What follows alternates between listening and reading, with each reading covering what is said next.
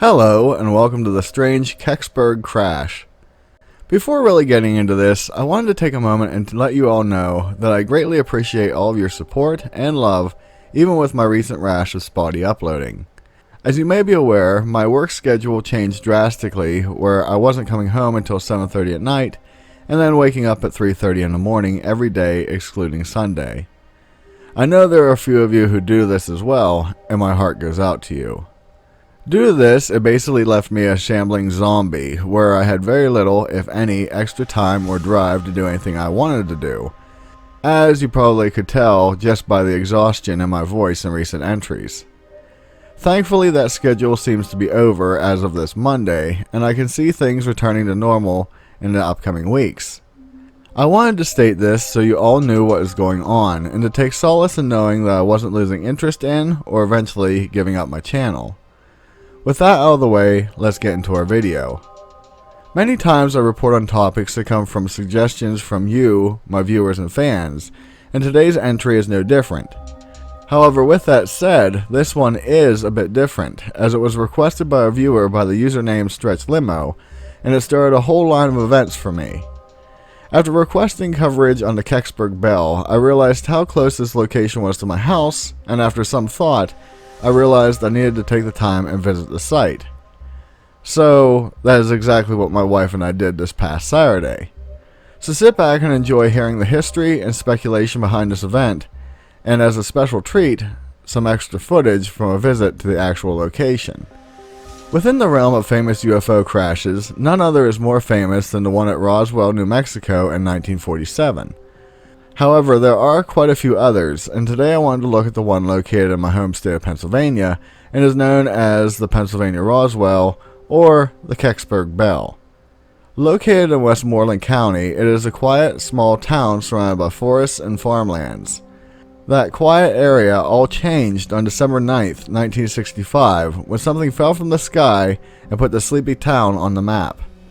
At about 4:45 p.m., residents were alarmed to see a large fireball flying through the sky and dripping hot metal from it, which caused fires on the ground. This same event was said to have been seen in 6 states and Canada. According to reports, the fireball crashed in a nearby forest. Originally, many residents made their way to the crash site to investigate, and many came back with descriptions of the object resembling a bell or acorn the size of a Volkswagen Beetle. It was described as being bronze in color and having a strange text resembling hieroglyphics printed around the base. A reporter from the WHJB radio station by the name of John Murphy claimed to have taken many pictures of the craft, as well as he took the time to interview spectators about what they had experienced. We will get back to him shortly. According to some reports, an odd sulfur smell was present at the crash. Not long after the event, military trucks arrived and quickly taped off the forest and started to usher people out of the area. Here are where reports get a bit tricky, as many residents claim to have seen the military drive off with the UFO loaded onto a flatbed truck. However, the military claims that they searched the area, but found nothing. Oddly enough, the documents from Project Blue Book, which were all about UFO sightings, corroborated the story behind nothing being found. Although, in all fairness, the committee set up to determine what UFO sightings were included in the documents were known to remove encounters that couldn't be explained. Not long after the event, many residents claimed to have been visited by men dressed in black suits, who made it very clear that they shouldn't talk about what they saw or go on public record about it. The previously mentioned John Murphy had prepared a radio program entitled Object in the Woods, in which he went into great detail about what he saw and the possible cover-up by the military. Before the program could air, Mr. Murphy was met at his office by 2 men in black suits, who insisted on talking to him behind closed doors. After a 30-minute discussion, the 2 men left, taking along with them John's photographs and many of his recordings. Later, John did air the original program, but it inexplicably had become highly edited, to which it didn't even mention any wreckage in the forest. The new program started with John stating that the show had to be edited due to the people he interviewed suddenly wanting to be excluded from the show due to fear of getting in trouble with the government. Sadly, Mr. Murphy gave up all investigations on the crash, and in 1969 he was mysteriously killed in a hit-and-run accident while on vacation in California. With any event that is viewed as outside the realm of normal, there are many speculative theories as to what actually occurred at the crash site. The first thought would be that what many people witnessed may have been a natural explanation, such as a meteor. The issue with this is the fact that on that night there were no recorded events of that kind, so in a sense, that rules that idea out. The second theory that is most common is a link to the mysterious German machine known as the Die Glocke. This machine is quite mysterious and has only been mentioned in hearsay accounts by a man named Igor Witkowski in his book entitled Pravda o Wunderwaffe, or The Truth About Wonder Weapons.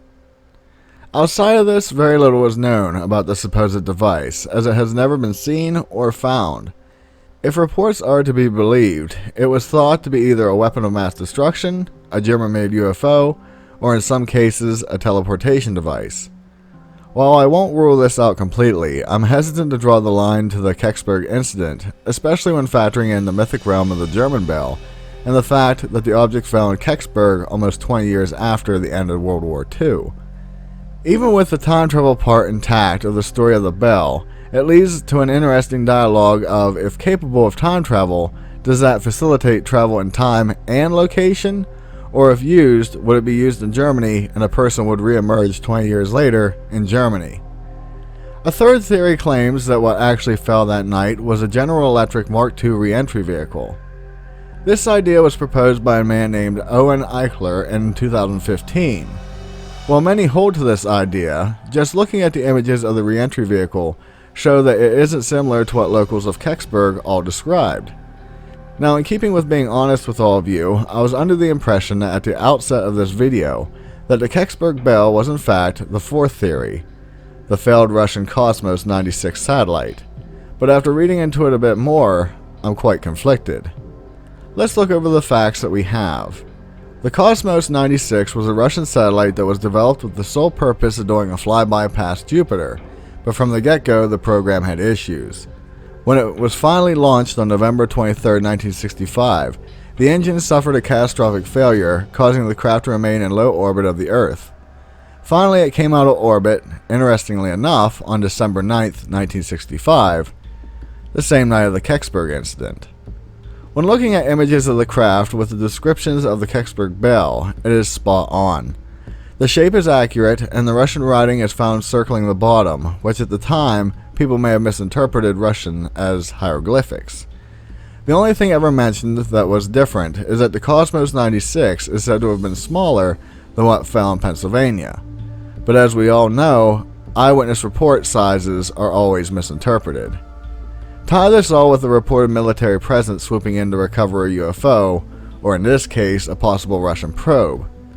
Everything seems to fit, so this should be open and shut, right? Sadly, not really, as all other reports leave some questions open. According to NASA's own reports, the satellite was said to have crashed in Canada at 3:18 in the morning, which would be about 13 hours before the incident at Kecksburg. Now, of course, misinformation and NASA go hand in hand, so this all could be a ruse to keep people from figuring out the military actually recovered a bell in Pennsylvania, while others devote searches for it in Canada. In an odd but not uncommon turn of events, NASA later claimed the incident was a falling Russian probe, but all their records of this event were missing.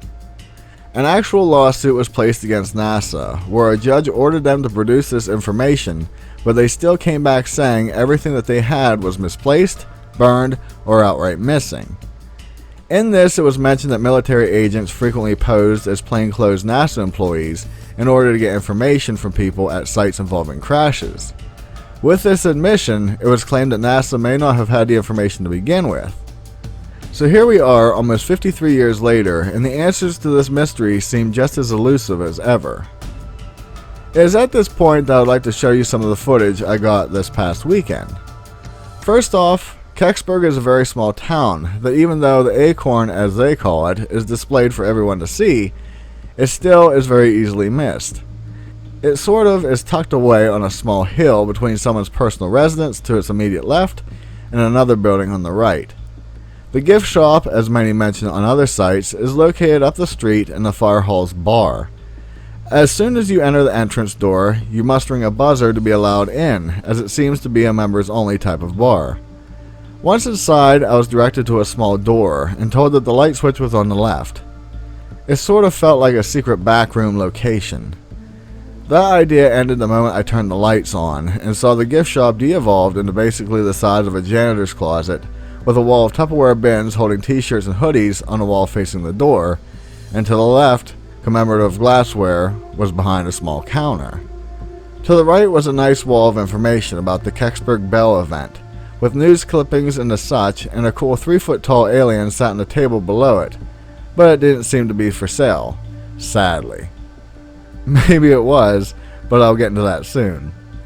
I'm not putting anyone down, but I was in the room for at least 20 minutes hoping someone would come in to help, but no one did. I soon just took it upon myself to root through things and grab a hoodie for my wife and a t-shirt for myself. I walked back out to the bar counter and everyone seemed very standoffish and not interested in the UFO.